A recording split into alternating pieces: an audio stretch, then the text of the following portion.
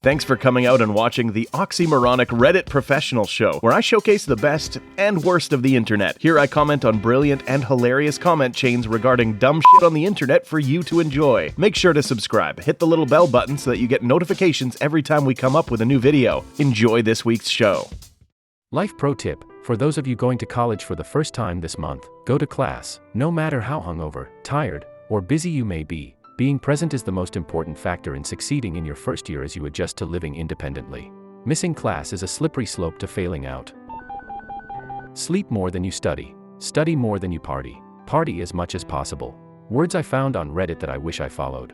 Because all work and no play makes for a poor university/college experience, but all play and no work makes for a very short university/college experience. Honestly, if I could do university again, I'd straight up just study more and party, basically not at all outside of actual breaks. You get an obscene amount of time off as a student even if it doesn't feel like it at the time. I mean, I did fine, graduated, work in my field, etc., etc. But I know people who got way more out of their time there than I did and have had a major leg up in life because of it. I'm not saying don't socialize, but leave the serious partying alone. You're paying a fortune to be there, don't waste it. The worst is when there's that one topic you never learned cause it was taught in that class you skipped, and because it's the way the world works, it will be the most important topic in that entire course. Yes, this is the most important thing to remember when not going to class at any age and any grade level. You may not learn something every single day in school, but the one day you take off could be the day you learn something important. And not just a topic of a course, but any important life lesson. You're not going to learn that lesson by sleeping, watching TV, or playing video games. One could say that skipping a class could teach you an important life lesson in the seriousness of skipping a class. I had this happen to me. My parents always pushed me to go to school/classes no matter what. Even if I was sick, I know this isn't great for my peers/teacher, I was strongly encouraged to go and never skip a day. Then came college. I was free to make my own rules. I skipped classes and, like was said, nearly failed out. That was a major lesson for me. Now that I'm a bit older and working, I never want to miss a day of work. I don't want to get behind or miss critical moves or information, or life lessons, which seem to be more frequent now. I have a good amount of PTO and sick days saved up as a result, and I'm on top of my shit and seen as a hard-working employee who takes things seriously. Thanks, Mom and Dad. Can confirm this is excellent advice. Even if you do nothing else, show up. My friend got a full ride scholarship to our university his freshman year. He skipped so many classes that he lost it and had to pay for the next 4 years with student loans.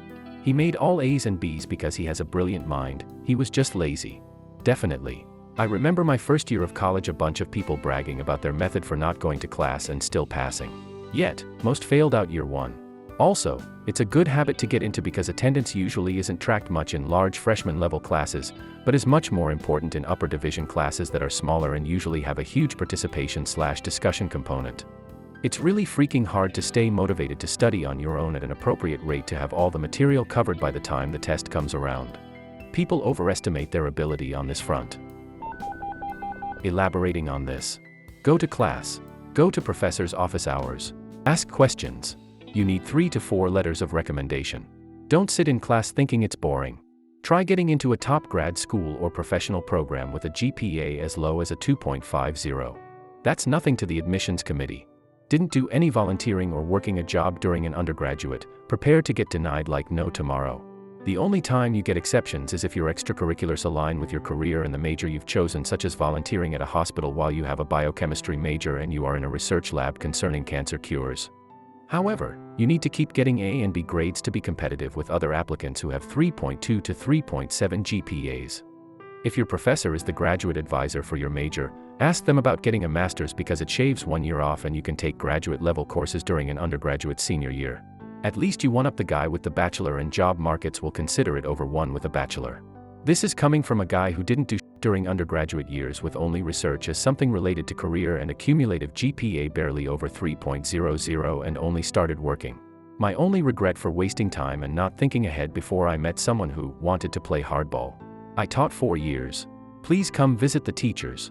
I'll gladly answer any questions, including those that I was planning on using for my exams. I saw an LPT relating to college a few months ago that is more appropriate now. Treat college like a job. Work 9 to 5, on campus, go to class, and use time during the day not spent in class doing homework/studying.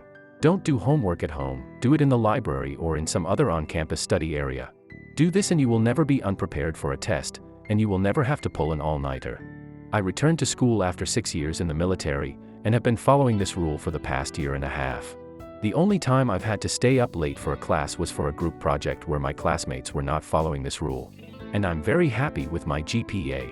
This is excellent advice that unfortunately I only learned in my last year of college.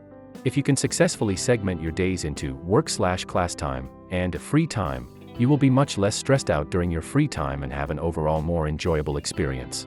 I partied a lot that last year, but I could always rest easy knowing that I had gotten my work done during the day/week before. Also, if you're someone who was able to skate through high school without really studying, do yourself a favor and look up some note-taking techniques.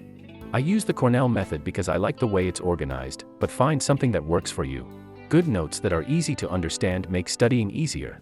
And, if there's a particular concept you don't understand, good notes also make it easier to pinpoint where in a lecture you got lost, so that when you bring it up to your professor at their office hours, they can help bridge that gap instead of trying to summarize the whole lecture again. And on that note, don't be afraid to go to office hours if you're having trouble understanding things in the lecture. Great point. Many can cruise through high school without studying, but get a rude awakening in college or university. I was one of those people. My GPA was shit my first year and steadily increased year over year. That first year was the hardest. To help with this, get your sleep.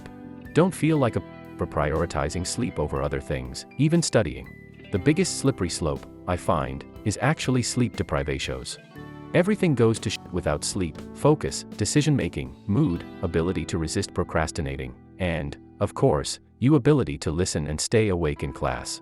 Being away from home for the first time is just too much for all students, and the first thing to go is your ability to keep a manageable sleep schedule. Second to the sleep thing, but also helps with mood, focus, class attendance, and all that good stuff, is try to eat as healthy as possible.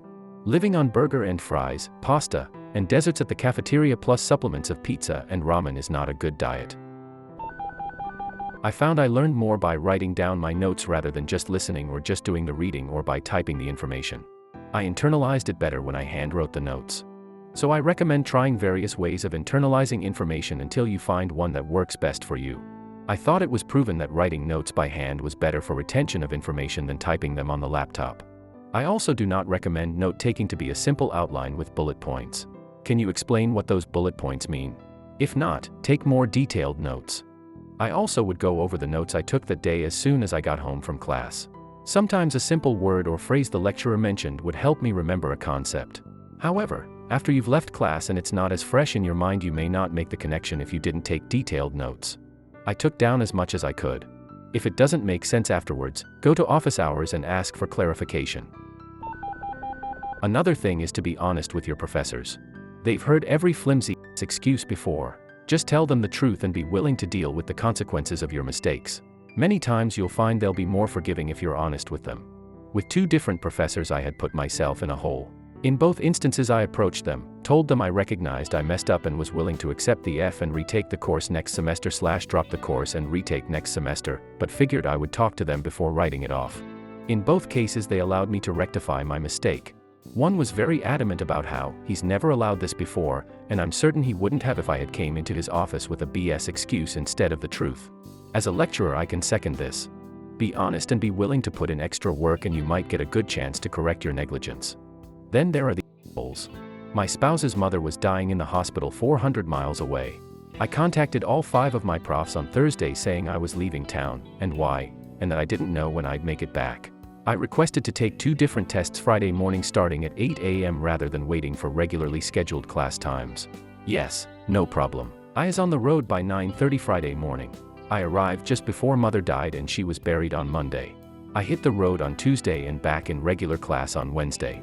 One asshole of a teacher gave me a 0 on a weekly homework assignment that was absolutely due by noon on Tuesday, no ifs, ands, or buts. She knew I was out of town for a dying relative and took no excuses. Joke's on her. From her own syllabus, she stated that those weekly homework assignments were worth 1/10 of my final grade. I'd aced out the first half of the semester, tests and homework, so from then on that homework was worth very little to me. An A was an A whether it was a 98 or 92. Her homework assignments were more fun than work, but time-consuming. I quit doing them. Then she was confused why a good student of hers wasn't doing the homework. The moral of the story is, find out what's important and what's not, then don't sweat the unimportant stuff. Prof here. Here are my specific recommendations for doing well.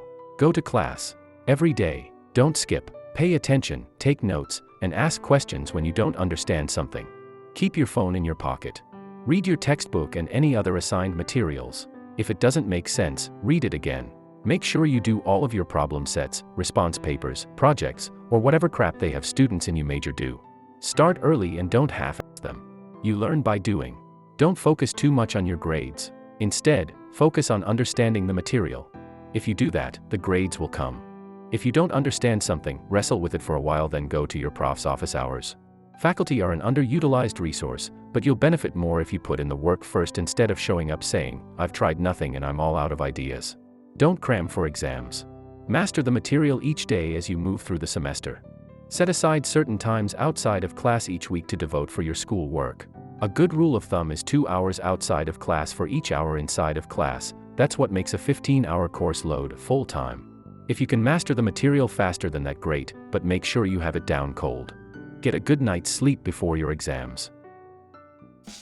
If you enjoyed this week's effective way to waste time, hit that like button and subscribe for more content like this. If you are enjoying the series, leave me a comment below. A special shout out to the content creators. You frickin' rock.